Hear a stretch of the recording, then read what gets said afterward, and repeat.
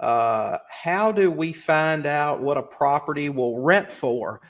Well, there are a couple of ways to do that. If you have PropStream usually has a rent assessment on what they think it'll rent for. Sometimes it's accurate, sometimes it's not.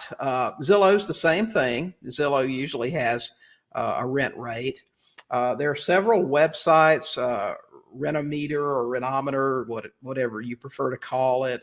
It'll tell you. The best way to find out what a property will rent for is to call a property management company in the city or the location where this house is, if you want some accurate numbers.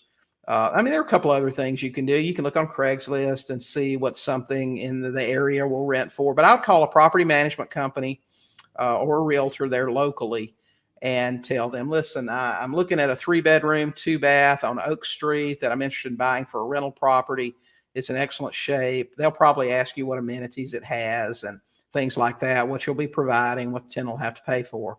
And they should be able to give you a really good idea about what it'll rent for. So that's what I would do. Use PropStream or Zillow as a guide to give you an idea. And then maybe after you get it under contract or you're serious about it during the due diligence process, I would call a property management company or a realtor. That would be what my step is. And that's actually what we do if we're uncertain about it.